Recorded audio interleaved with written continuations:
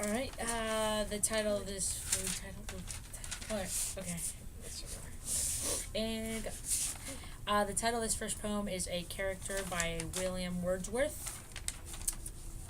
And we're going to start out with giving the literary meaning of the poem. So basically, the literal meaning of the poem is it talks about nature and all the attributes of nature, and all the balance that it has throughout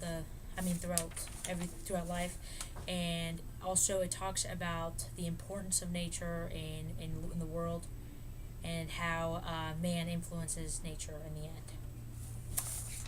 And then the actual poet's intended meaning is the fact that nature is so beautiful, and it's something that has changes just like a human being does, and how him as a man, he wishes he could be of man of nature, because nature is perfect and it has its own balances in its own personal way. What is the importance of the title in regards to the poem? The title is first of all, the title is character. So basically, it's talking about it doesn't the importance of it is that a character in general has different, like, just like in any novel or in any sort of reading, it has its own personal attributes. So a character can be dynamic, it can be it may not change. So literally here it's talking about how nature is its own personal character, so it's got its own personality of its own. It talks about, for so many strange contrasts in one human face. Contrasts meaning personality, different diversities, race, personality, physical features. It can be physical, it can be emotional. And then it uses paradox throughout the poem to emphasize the fact that it's got different personalities, just like any character would in any novel. Okay, on the top of the back page, you have annotated that forward and coy are antonyms. So, what is the effect of antonyms throughout the poem? Antonyms have a really big importance throughout this poem. So basically, they create a paradox throughout the poem, from the first stanza all throughout. To the last few stanzas. It basically exemplifies the fact that nature has a balance of its own. It basically compares. It says, such strength as if ever affliction and pain. It compares rational peace to philosopher's ease.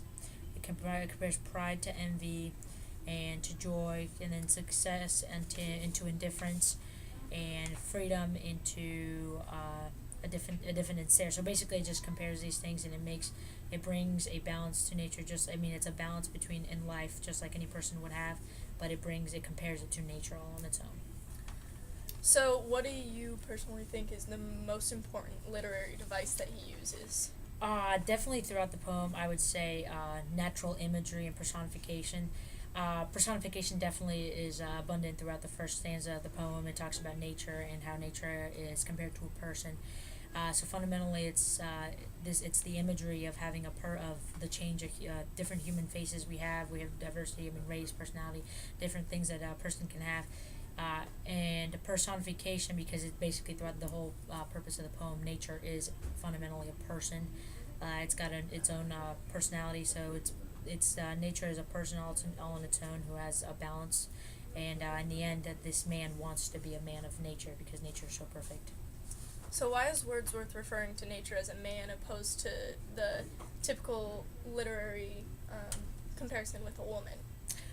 Basically, the purpose there, which by the way, nature and man are both capitalized throughout the poem. So basically, he does that on purpose in order to create a bond between man and nature. So he's basically talking about how by the end, he's so amazed by nature and its balance in life, that he wants to be a man of nature, because a man of nature is one who, in the end, he says, such a happy creature as he. So he wants to be that happy creature. He wants to be that man of balance. He wants to be that man who's, for example, he talks about strength. He wants to be a man who doesn't have too much strength, but who also is not too weak. So it's basically that balance. It's basically important just because it's the link between nature and him that he wishes to be. Okay. you have the rhyme scheme marked throughout the poem. So what significance does that have in emphasizing the point? Basically, it creates. Not only does the rhyme scheme, the rhyme scheme basically helps. It emphasizes. It's important to the flow of the poem of how nature. Basically it emphasizes how nature has such different changes, yet it's so balanced all on its own. So it's changes, but in a balanced way. But the rhyme scheme helps emphasize these paradox that he has throughout with different antonyms and synonyms, and but it doesn't help with the understandability of the poem. So the rhyme scheme helps for the flow, but it doesn't help the understandability. It makes it a little more difficult to understand. But by the end, you realize that all he wants is just to be a man of nature and a man of balance. So. Awesome. Hey, we were at like 5 minutes, 6 minutes.